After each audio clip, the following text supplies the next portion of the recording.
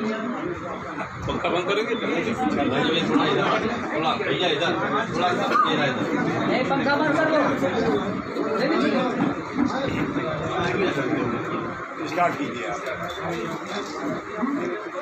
सबसे पहले विलम्ब से आने के लिए क्षमा और जन्माष्टमी की शुभकामनाएं। नवंबर 2018 में जनसत्ता दल का गठन हुआ। आजकल प्रायः पार्टियां ऐसे गठित होती हैं कि पार्टी के नेतृत्व से कोई खफा है, उसने कोई बहाना बताया कि साहब पार्टी में घुटन हो रही है, मैं अपनी अलग पार्टी बना रहा हूँ। या पार्टियां ऐसी भी बनती हैं जिनका कोई राजनीतिक अनुभव, कोई संसदीय कार्यकाल नहीं होता है, वो लोग पार्टी बनाते हैं, अलायंस करते हैं और फिर असेंबली में और पार्लियामेंट में पहुँचते हैं। तो जहाँ तक जनसत्ता की बात है, ये 28वां वर्ष है विधानसभा हमारा। 93 से लगातार मुंडा प्रतापवर्ती जनता जीतती रही। विनोद जी का तीसरा टर्म है। इनके पहले इनके पिताजी 2 बार रहे प्रदेश अध्यक्ष हैं विनोद सरोज। भैया चुप रहिए। प्रताप जी भैया MLC और सांसद रह चुके हैं। तो हमारे कहने का ये मतलब है कि अनुभवी लोग इसमें।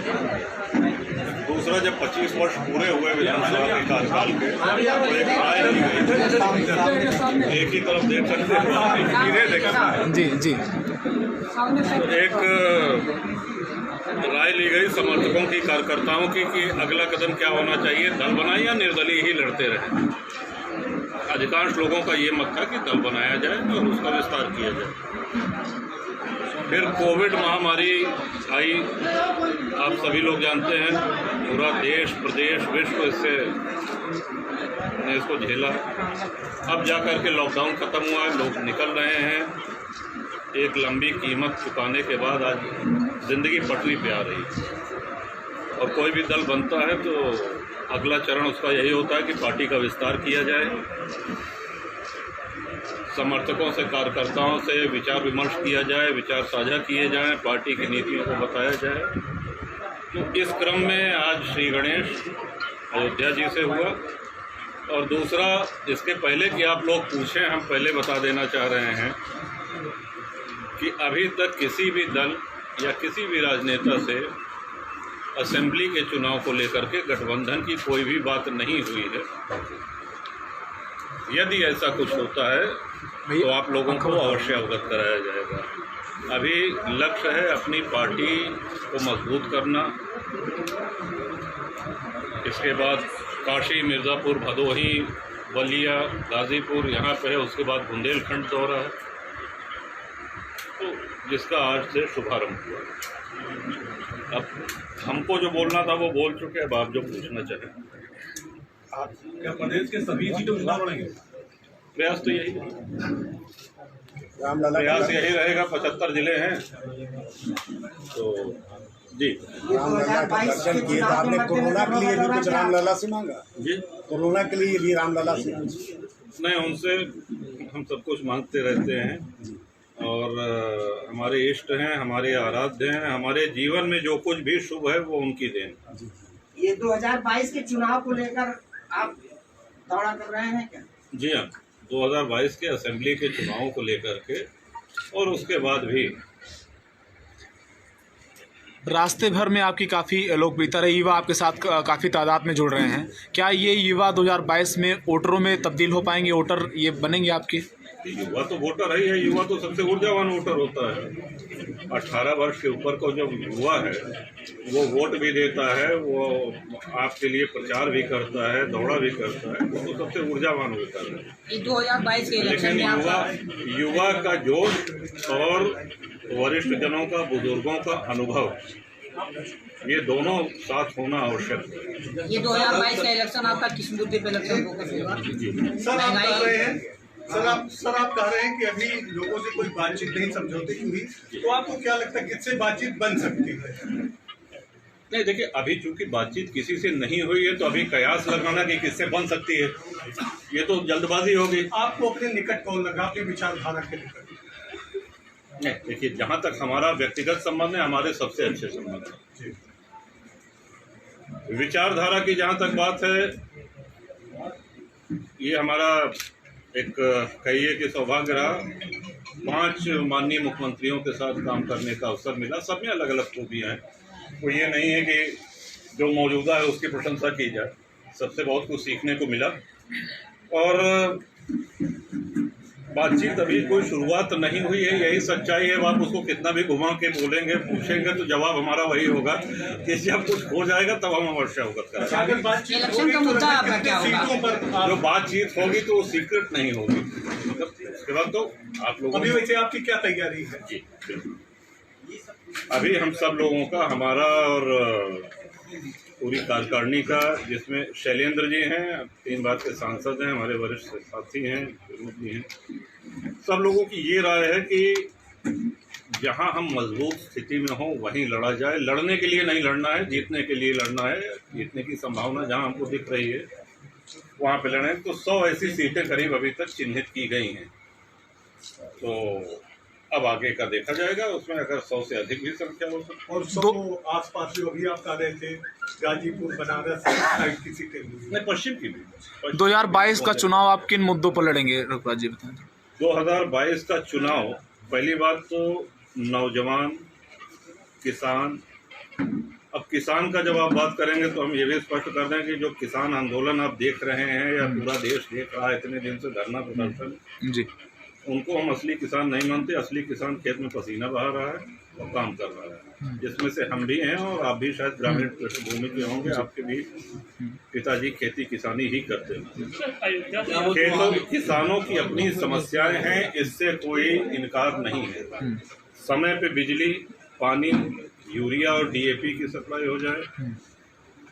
फसल तैयार होने के बाद क्रय केंद्रों पे उनको MSP पे उनकी खरीद हो जाए, क्योंकि ये विभाग हमको 2 बार मिल चुका है। खाद्य रसद जी, तो MSP का क्या महत्व होता है। तो अब जैसे किसान प्रदर्शन कर रहे हैं कि साहब MSP खत्म हो रहा है इसलिए हम धरने पे बैठे हैं। MSP कभी खत्म नहीं हो सकता है। 1967 में ये आया, पहले धान पे लगा, फिर गेहूं पे लगा, फिर अन्य फसलों को इसमें समायोजित किया गया। तो ये भ्रम फैलाने की स्थिति है। अगर कोई धरना प्रदर्शन में ये कहता है कि साहब सरकारें MSP खत्म कर रही हैं, तो ये उस समय भी हमने कहा था, ये हम आज भी कह रहे हैं। और ये कभी भारत से खत्म नहीं होगा MSP। अनिल जी, मुख्यमंत्री जी के खिलाफ आप कैंडिडेट उतारेंगे? मुख्यमंत्री जी के खिलाफ कैंडिडेट अपना उतारेंगे? क्या चीज? मुख्यमंत्री जी के खिलाफ अपना कैंडिडेट उतारेंगे? मुख्यमंत्री जी कहाँ चुनाव लड़ेंगे? वो तो MLC हैं ऑलरेडी। अरे नहीं लड़ेंगे। अयोध्या से अगर लड़े तो क्या अपना प्रत्याशी आप उतारेंगे? नहीं, पहली बात से भी लड़ेंगे। अच्छा, सुनिए, नहीं ये लड़ते हैं तो क्या करेंगे? नहीं, देखिए ऐसा है कि माननीय मुख्यमंत्री जी का हमारा परिचय 3 पुरुष, हमारे ग्रैंडफादर गोरखनाथ पीठ के शिष्य रहे हैं, वहाँ से जाते रहे। तो परिचय हमारा उनका तब का है जब वो सांसद भी नहीं थे, तो तब से हम उनका सम्मान करते आए। तो वो एक अलग विषय हुआ। वो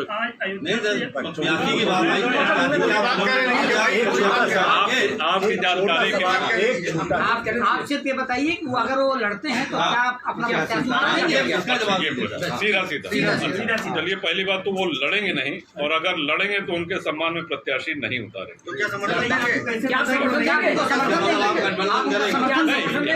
कई जगह होता है, कई सीट पे नहीं लड़ाया जाता है, तो वो पीठ का सम्मान रहेगा। अरे ये बताइए, सारी पार्टियां अयोध्या का रुख कर रही हैं, चाहे बसपा हो, सपा हो। नहीं, देखिए अयोध्या का रुख करना नहीं, हम कोई अयोध्या या पॉलिटिकल मुद्दे के कारण नहीं आए। बाल्यकाल से आते रहे हैं और रामलला का दर्शन तब से होता रहा है जब से वो मतलब हमारे ख्याल से पहला दर्शन हमको प्राप्त हुआ होगा 82-84 में, तब से। तो ये आस्था का प्रश्न है हमारे लिए, इसमें कोई ये राजनीति से इसको जोड़ करके न देखा जाए। जैसे सभी के इष्ट होते हैं, कोई शुभ काम करने के पहले, कोई बड़ा काम करने के पहले आप लोग जाते हैं, दर्शन करते हैं, आशीर्वाद लेते हैं, वही लेने। इन 4.5 सालों में सरकार को कितना सफल मानते हैं? सरकार सफल है या असफल है, क्या लगता है आपको? महंगाई के मुद्दे पर लोगों को तकलीफ है, तेल के दाम बढ़ रहे हैं, बिल्कुल तकलीफ है। किसानों के मुद्दे पर अगर हम कहें तो कृषि यंत्र में अब जा कर के उनके दाम कम किए गए हैं, उनके टैक्स में कटौती की गई है। अगर ये पहले की जाती तो और अच्छा होता। इस तरह के मुद्दे हैं। हम विरोध के लिए विरोध नहीं करते हैं, जो सही है। उदाहरण के लिए जो किसान आंदोलन जो चल रहा है, उनके जो मुद्दे गलत हैं वो गलत है। अच्छा, समाजवादी पार्टी ने कहा छोटी पार्टियों के साथ हम गठबंधन करेंगे, तो अगर बातचीत होती है तो क्या उनके साथ भी जाने की बातचीत होगी तो बता देंगे। अभी तो कोई बातचीत हुई नहीं है, पहले से कयास क्या लगाना। एक पार्टी के मुखिया होने के नाते अपनी पार्टी के कौन से ऐसे एजेंडे को आप मानते हैं जिसको जनता बहुत पसंद करे? जी, पार्टी के मुखिया होने के नाते अपनी पार्टी के जो मेन एजेंडे हैं उनमें से कौन से आप टॉप एजेंडे मानते हैं जिनको जनता बहुत पसंद करके? टॉप एजेंडा हमारा एक जनप्रतिनिधि को उसके सबसे बड़ा दायित्व है कि जनसुलभ होना चाहिए, और इसीलिए वो जनप्रतिनिधि कहलाता है। कई बार ऐसा होता है कि निर्वाचित होने के बाद जनप्रतिनिधियों का व्यवहार बदल जाता है और उनका कार्यकाल वहीं पर समाप्त भी हो जाता है। बहुत से लोगों को आपने देखा होगा, विधायक हुए, सांसद हुए, अच्छे मतों से जीते और अगले चुनाव में जनता ने उनको नकार दिया। महाराज जी, तो पैर धरातल पर रहें। चुनाव के समय, प्रचार के समय जो व्यवहार जनता से रहे वही चुनाव जीतने के बाद भी रहे, यही सबसे बड़ा मूल मंत्र है। बाकी तो 10 काम कोई कहेगा, 10 काम में से हो सकता है 2-3 ना हो, और विश्वास ये होना चाहिए कि आपने प्रयास ईमानदारी से किया। महाराज जी, उत्तर प्रदेश में निश्चित ही आपकी पार्टी की जोरों से चर्चा है, लेकिन कुछ लोगों का बयान है कि वोट काटने के लिए, वोट कटवा जैसे मतलब एक छोटी पार्टी के रूप में ऐसा लोगों, तो उसको क्या कहना चाहते हैं आप? उनका मानना है, उनका मानना, उनको मुबारक हो। जो ये मान रहे हैं मानते रहे, उससे हमको कोई फर्क नहीं पड़ता। ओवैसी साहब, अगर कोई ऐसा है जो ये मानता है तो ये उसकी अपनी विचारधारा है। उत्तर प्रदेश में ओवैसी भी लड़ने आ रहे हैं, तो ओवैसी के साथ आपका कैसा गठबंधन करेंगे? पहली बात तो हमको यही नहीं लग रहा कि लड़ने आ रहे हैं कि नहीं आ रहे हैं। कई बार जैसे बंगाल में चर्चा हुई कि साहब वहाँ लड़ने जा रहे हैं, फिर नहीं लड़े। आ रहे हैं तो लोकतंत्र है, उनका एक राजनीतिक दल है, आए, जनता अपना निर्णय लेगी। अगर वो आपके साथ गठबंधन करना चाहेंगे तो आप क्या उनके साथ? नहीं, उनके साथ गठबंधन करेंगे। जनता ने ये सोचा कि योगी जी आए थे, रामलला का दर्शन किए, मुख्यमंत्री योगी ठाकरे साहब आए थे, ठाकरे साहब रामलला का दर्शन किए, उसके बाद आप आ रहे हैं। नहीं, ऐसा नहीं, बीच में कई लोग आए होंगे साहब, रोज ही लोग आते हैं। माननीय कोविंद जी आए। आपकी बात हो तो आने की बात हो तो रामलला 9